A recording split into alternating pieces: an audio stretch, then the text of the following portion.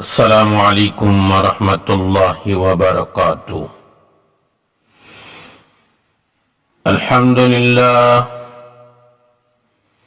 والصلاة والسلام على سید الانبیاء والمرسلین وعلى آلہ واصحابہ واہل بیتہ اجمعین۔ اما بعد، قال اللہ تبارک وتعالی فی القرآن المجید والفرقان الحمید۔ اعوذ باللہ من الشیطان الرجیم، بسم اللہ الرحمن الرحیم۔ والتین والزیتون وطور سینین وهذا البلد الأمین۔ وقال النبی صلی اللہ تعالی علیہ وسلم: انصر اخاک ظالما او مظلوم، او کما قال علیہ الصلاة والسلام۔ صدق اللہ مولانا العظیم وصدق رسولہ النبی الکریم۔ نحن على ذلك من الشاہدین والشاکرین، والحمد للہ رب العالمین۔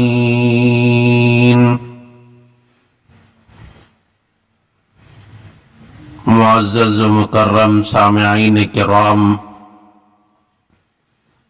نوجوانان ملت، بزرگوں اور دوستوں، گزشتہ جمعے میں فلسطین کی بیت المقدس کی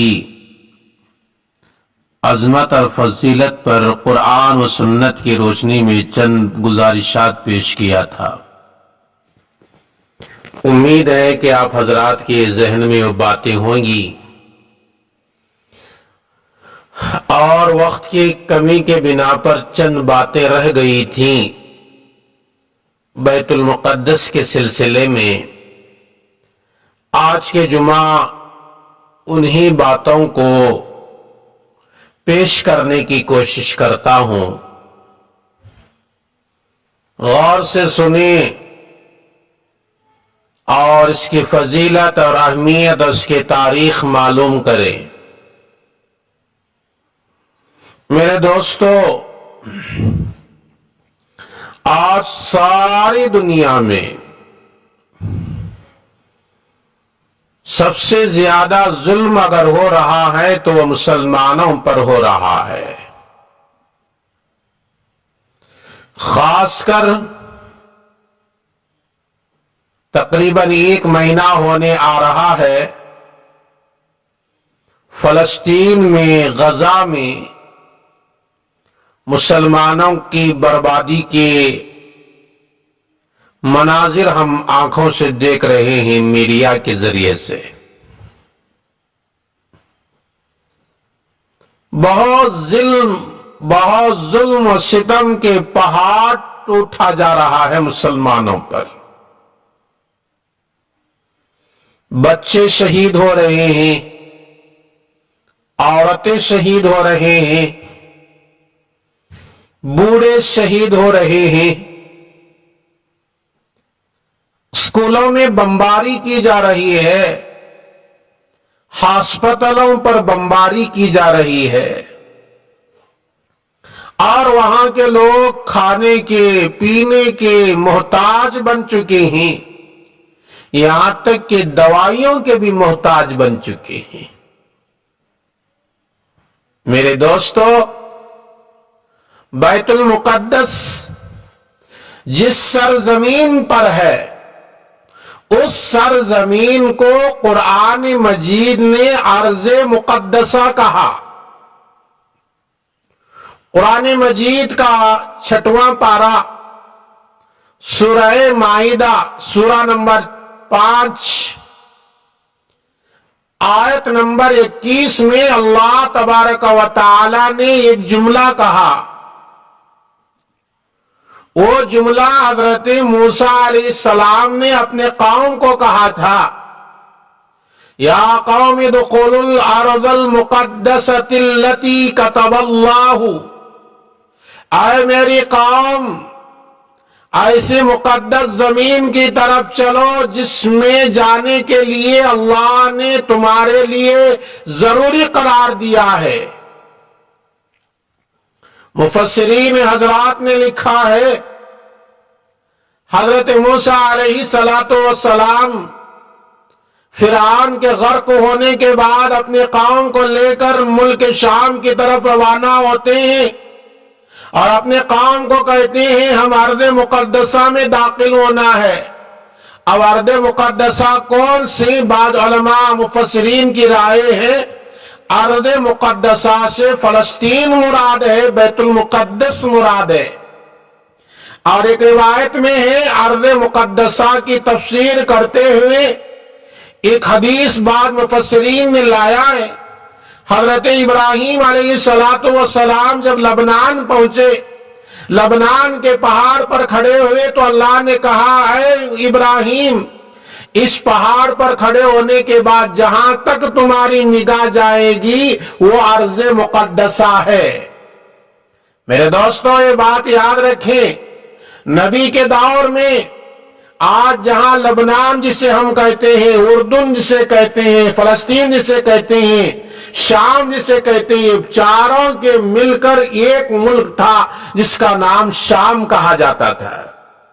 آج وہ شام سے ہٹ کر الگ الگ ملکوں میں تقسیم ہو چکے ہیں. لبنان الگ ہے، اردن الگ ہے، فلسطین الگ ہے. میرے دوستو، نبی اکرم صلی اللہ علیہ وسلم کے دور میں تمام خطوں کو ملک شام ہی کہا جاتا تھا.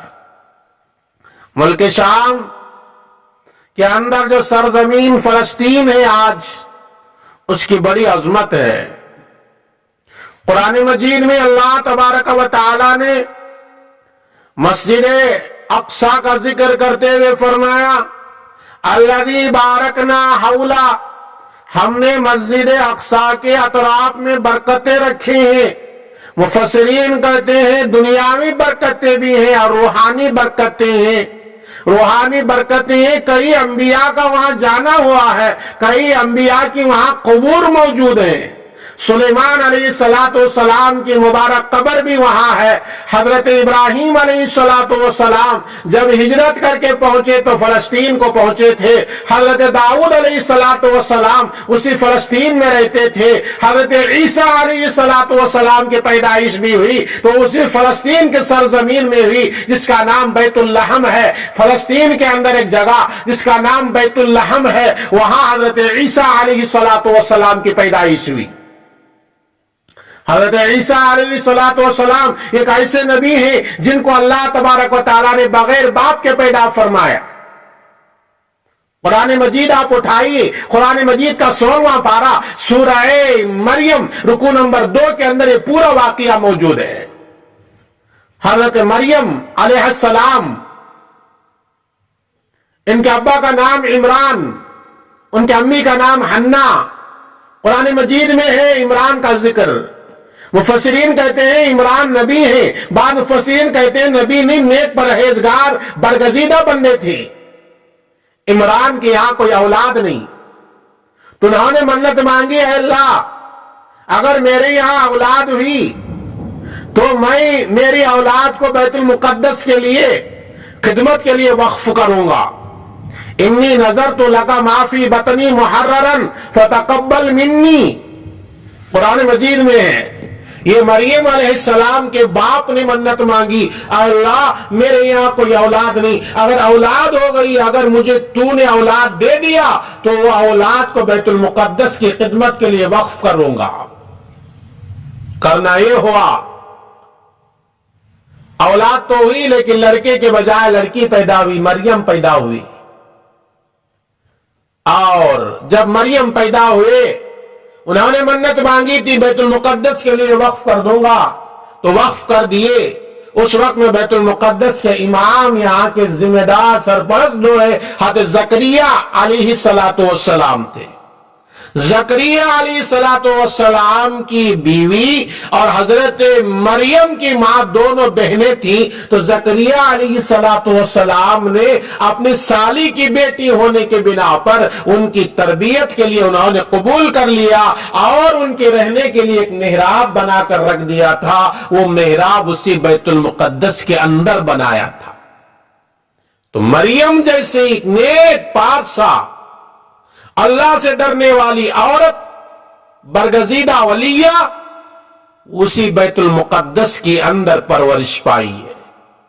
جب مریم علیہ السلام جوان ہوئے تو فرشتہ انسانی شکل میں آیا، کہنے لگا تمہارے پیر سے اولاد ہوگی۔ حضرت مریم کہنے لگے یہ اولاد کیسے ہوگی؟ میں شادی نہیں ہوئی اور کسی مرد نے مجھے ہاتھ نہیں لگایا، وَلَمْ أَكُ بَغِيًّا، اور میں کوئی گنہگار بھی نہیں ہوں، مجھے اولاد کیسے ہوگی؟ وہ فرشتہ کہنے لگا یہ اللہ کا حکم ہے، اللہ تبارک و تعالیٰ کا نظام ہے، اللہ نے حکم دیا تمہاری اولاد ہوگی۔ حضرت مریم علیہ السلام اسی فرشتے کے پھونک مارنے سے حمل سے رہ جاتی ہے۔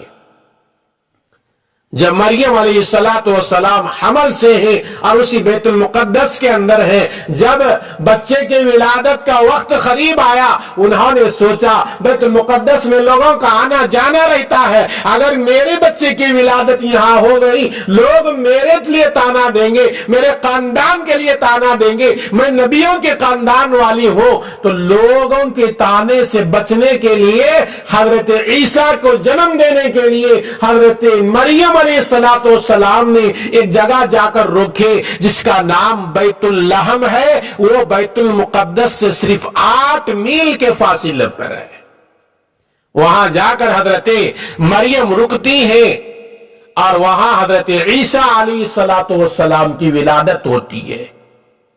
حضرت عیسیٰ علیہ السلام کی ولادت ہوئی تو اللہ تعالیٰ نے کہا دیکھو مریم، یہ سوکھا کھجور کا درخت ہے، تم اسے ہلاؤ، اس سے کھجور ملیں گی، اور یہ زمین سے پانی نکالوں گا، یہ پانی پی لینا، یہ کھجور کھا لینا، اور اس بچے کو دیکھ کر اپنی آنکھوں کو ٹھنڈک کر لینا، کوئی گھبرانے کی ضرورت نہیں۔ اے مریم، اگر لوگ تمہیں تانا دینے لگے، لوگ تمہیں برا بھلا کہنے لگے، لوگ تمہیں بدکار کہنے لگے تو تمہیں کہہ دینا اس کا جواب میں نہیں دیتی بلکہ میرے گود کا بچہ دیتا ہے۔ جب مریم علیہ السلام کو اللہ نے ہمت دلایا فرشتے کے ذریعے سے، الہام کے ذریعے سے، تو مریم علیہ السلام بچے کو لے کر آتی ہے۔ لوگ کہتے ہیں مریم تو ہارون کے خاندان والی، نبیوں کے خاندان والی، تو نے اس طرح کا کام کیوں کیا؟ تو مریم علیہ السلام کہنے لگی لوگوں اس کا جواب میں نہیں، میرا بچہ دیتا ہے۔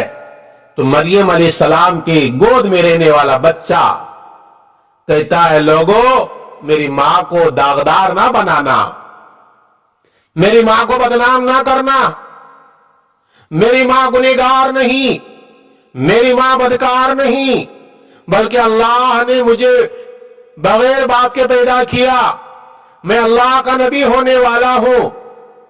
اس طرح کی بات سن کر لوگ خاموش ہو جاتے ہیں۔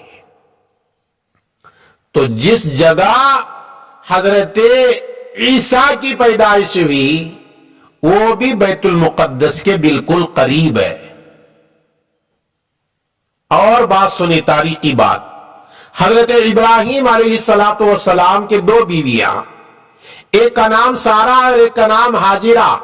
حاجرہ کے پیر سے اسماعیل علیہ السلام پیدا ہوئے اور سارہ کے پیر سے اسحاق علیہ السلام پیدا ہوئے، اور اسحاق علیہ السلام کی نسل سے 70,000 انبیاء دنیا میں آئے، اور اسماعیل علیہ السلام کے نسل سے صرف ایک نبی، وہ میرے اور آپ کے آقا جناب محمد رسول اللہ صلی اللہ علیہ وسلم دنیا میں نبی بن کر تشریف لائے۔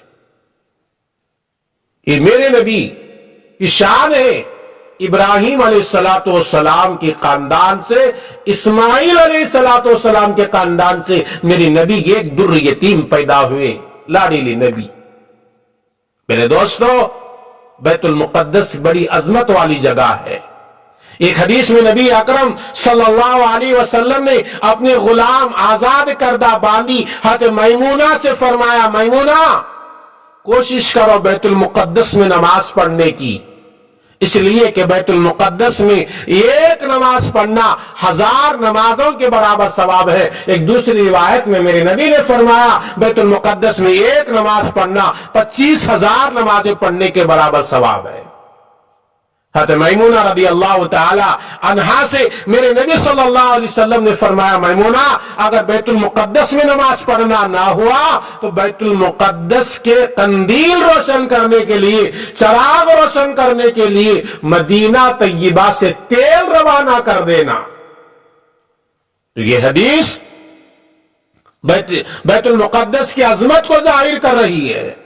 ایک حدیث میں میرے نبی صلی اللہ علیہ وسلم نے فرمایا، روئے زمین میں سب سے پہلے عبادت خانہ جو بنا، اللہ کا جو گھر بنا، وہ بیت اللہ بنا، اور بیت اللہ بننے کے ٹھیک 40 سال بعد اللہ تبارک و تعالی کے حکم سے حضرت آدم علیہ السلام نے بیت المقدس کو بنایا تھا۔ بیت المقدس ایسی جگہ ہے فلسطین، بیت المقدس جس کے طرف ہر نبی، جتنے نبی آئے، تمام نبیوں کی قوم، امت اسی کے طرف رخ کر کے نماز پڑھتے تھے، جیسے آج ہم بیت اللہ کی طرف رخ کر کے نماز پڑھتے ہیں۔ میرے اور آپ کے آقا حضرت محمد مصطفیٰ صلی اللہ علیہ وسلم بھی مدینہ جانے کے بعد 16 یا 17 مہینے اسی بیت المقدس کی طرف رخ کر کے نماز پڑھی، اور آپ صلی اللہ علیہ وسلم کی خواہش تھی میرا اور میری امت کا قبلہ بیت المقدس کے بجائے بیت اللہ ہونا چاہیے۔ اللہ کے نبی کے خواہش کے برابر مطابق اللہ نے نبی اکرم صلی اللہ علیہ وسلم کو وحی کے ذریعے سے بیت المقدس کے بجائے بیت اللہ کی طرف قبلہ قرار دیا۔ قرآن مجید میں ہے، قد نرى تقلب وجهك في السماء فلنولينك قبلة ترضاها فولي وجهك شطر المسجد الحرام۔ اے نبی، آپ کی خواہش ہے آپ کا اور آپ کی امت کا قبلہ بیت المقدس کے بجائے بیت اللہ ہونا چاہیے۔ آج کے بعد ہم نے بیت المقدس کے بجائے بیت اللہ کو تمہارا قبلہ قرار دیا۔ میرے نبی صلی اللہ علیہ وسلم بھی 16 یا 17 مہینے بیت المقدس کی طرف رخ کر کے نماز پڑھے ہیں۔ سب سے بڑی عظمت یہ، نبی اکرم صلی اللہ علیہ وسلم نے معراج کے رات میں تمام انبیاء کی جو امامت کی، میرے نبی امام تھے اور تمام انبیاء مقتدی تھے، وہ اسی بیت المقدس کی سرزمین ہے۔ اس بیت المقدس کی سرزمین کی تاریخ بڑی لمبی چوڑی ہے۔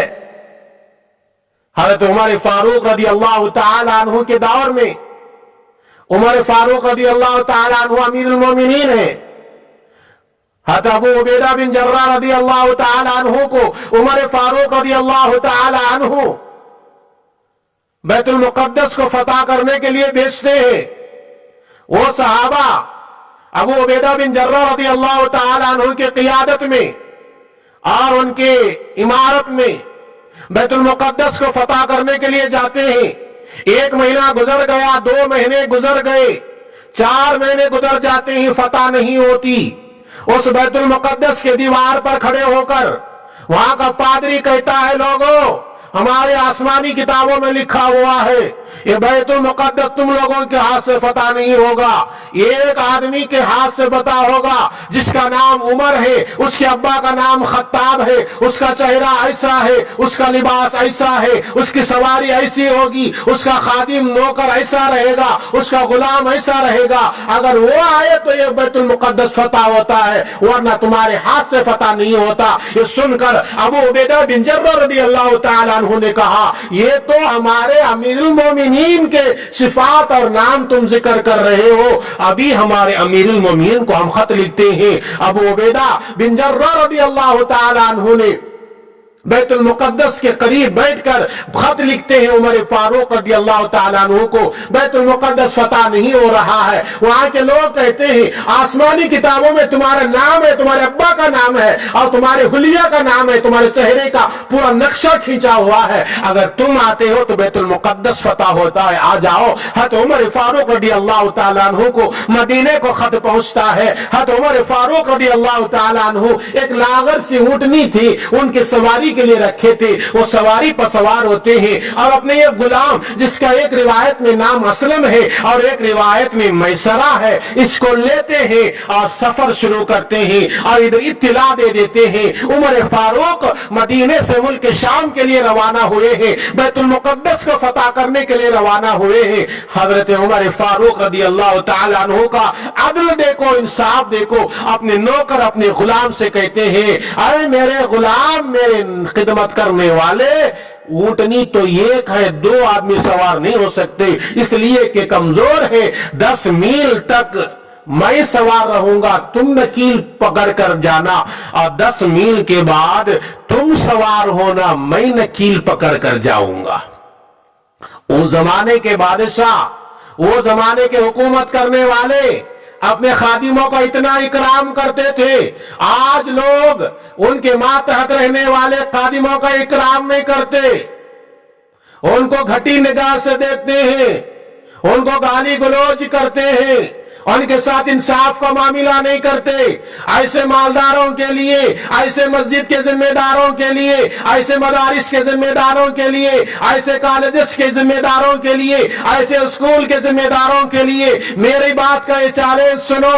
اگر جب تک عمر فاروق جیسا انصاف غلاموں اور آقا کے درمیان نہیں کرو گے تو برکت حاصل نہیں ہوگی.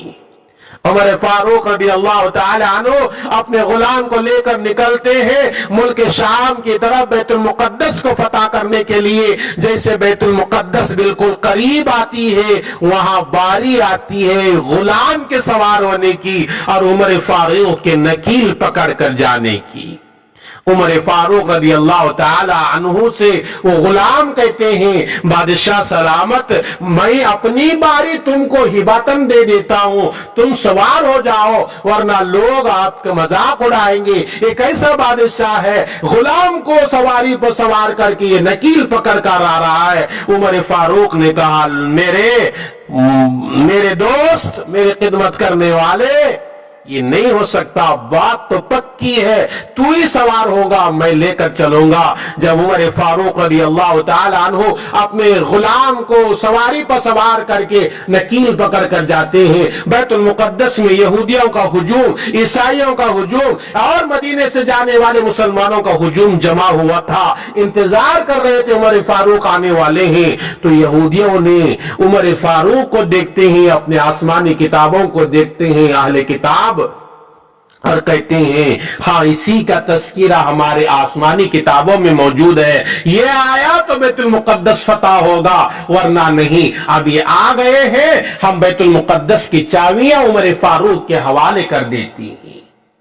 بڑا لمبا چوڑا واقعہ میں مختصر عرض کیا, وقت نہیں ہے میرے دوستو, اس لیے عمر فاروق رضی اللہ تعالیٰ عنہ گئے تو بیت المقدس کے چابیاں دی, جنگ کے بغیر فتح ہو گیا. عمر فاروق نے اذان دینے کا اعلان ہوا, اذان دی, نماز ادا کی گئی. عمر فاروق کے فتح کے بعد 4 سال تک یہ مسلمانوں کے قبضے میں تھا, اور اس کے بعد دوبارہ پھر یہودیوں کے قبضے میں چلے گیا, اور چند سال کے بعد سلطان صلاح الدین ایوبی رحمت اللہ علیہ, بہت بڑا نیک اللہ کے ولی, اللہ کے برگزیدہ بندے, ایک نوجوان اٹھتا ہے, بیت المقدس کو فتح کرنے کے لیے فتح کرتے ہیں. فتح کرنے کے بعد 700 سال تک مسلمانوں کے قبضے میں رہا, اور اس کے بعد جب چلے گیا وہ آج تک عیسائیوں کے قبضے, یہودیوں کے قبضے میں ہے, اسلام کے دشمنوں کے قبضے میں ہے. یہی اسلام کے دشمن وہاں رہنے والے لوگوں پر ظلم کر رہے ہیں اور ان کو مارا جا رہا ہے, بمباری کی جا رہی ہے, ان کے لاشوں کو برباد کیا جا رہا ہے. ان کے لاشیں دیکھ کر ایک مسلمان کو رونا آتا ہے. میرے دوستو, ایسے جگہ کے لوگوں کے لیے ہم یہ کام کر سکتے ہیں, ان کے لیے دعا کرو. دوسرا کام یہ, یہودیوں کے بنائے ہوئے جتنے پروڈکٹ ہیں وہ पीने के आइटम्स हो या खाने के आइटम्स हो, उसको इस्तेमाल ना करे। हमारे माल ही के जरिए से उनको हिम्मत आएगी, उसी के जरिए से वो तोप खरीदेंगे और मिजाहिर खरीदेंगे और गोलियां खरीदेंगे, हमारे मुसलमान भाइयों को मारेंगे, बहनों को मारेंगे। दो काम हर मुसलमान कर सकता है। हमारी इस काना के मस्जिद से मेरा यही ऐलान है, ऐ काना में रहने वालों, कल क़यामत के दिन अल्लाह पूछेगा, ऐ काना वालों, फलस्तीन में जुल्म हो रहा था, तुम क्या कर रहे थे? हम इतना तो कहेंगे, अल्लाह हमारे पास हथियार भेजने की ताकत नहीं, हमारे पास हुकूमत तो नहीं थी, हमने दो काम किया है, यहूदियों के बनाए हुए चीजों का हमने बाइकाट किया, और दूसरा काम फलस्तीन में होने वाले मजलूमों के लिए हमने दुआ की, सबर की दुआ की, हिम्मत की दुआ की। और यहूदी जो जालिम बनकर इन लोगों का बेड़ा गर्क कर रहा है, इनको तबाह कर रहा है, इनको मार रहा है, इनको बर्बाद कर रहा है, हमने उनके लिए हिलाकत की या हिदायत की दुआ की थी। इतना तो हम कर सकते हैं ना। इसलिए ऐलान, वादा करो, अहद करो, ये दो काम हर मुसलमान करेगा। इस्राइल के बनाए हुए, यहूदियों के बनाए हुए तमाम चीजों का बाइकाट हम करेंगे। वो कोक हो, पेप्सी हो, कोका कोला हो, जितने भी उसके मशरूबात हैं और जिसमें भी उसके खाने की चीजें, इस्तेमाल करने की चीजें, मुसलमान नहीं करेगा। ये छोटा सा काम हम कर सकते हैं। दूसरा काम, दुआओं का इत्तेमाम करो, उनके लिए दुआ करो, मजलूम के लिए। नबी अकरम सल्लल्लाहु अलैहि वसल्लम ने फरमाया, एक मुसलमान दूसरे मुसलमान का भाई है, वो हमारे भाई है, वो फलस्तीन में क्यों ना हो, वो गजा पट्टी में क्यों ना हो। गजा मामूली शहर नहीं है, गजा में बड़े बड़े नेक लोग पैदा हुए। इमाम शाफई रहमतुल्लाह अलैह का नाम आपने सुना होगा। हम में से बहुत सारे अक्सर लोग इमाम शाफई की तकलीद करने वाले हैं, उनके फिका को मानने वाले हैं। इमाम शाफई की जो पैदाइश थी उसी गजा में पैदाइश, उसी गजा के अंदर पैदा हुई, उसी इलाके में पैदा हुए। आज गजा के मुसलमानों पर जुल्म उठाया जा रहा है। दो काम, मैं उम्मीद करता हूं मेरी बातें सुनने के बाद दो काम पर जरूर आज से अमल करेंगे, बाइकाट करेंगे इन यहूदियों के इस्तेमाल तैयार करदा चीजों का। दूसरा, दुआओं का इत्तेमाम करेंगे। आइए दुआ करेंगे, अल्लाह तबारक व तआला मुझे भी और मेरी इन बातों को सुनने वालों को और सारी उम्मत मुस्लिमा को कही और सुनी हुई बातों पर अमल की तौफीक अता फरमाए। आमीन। अस्सलामु अलैकुम व रहमतुल्लाहि व बरकातुहू।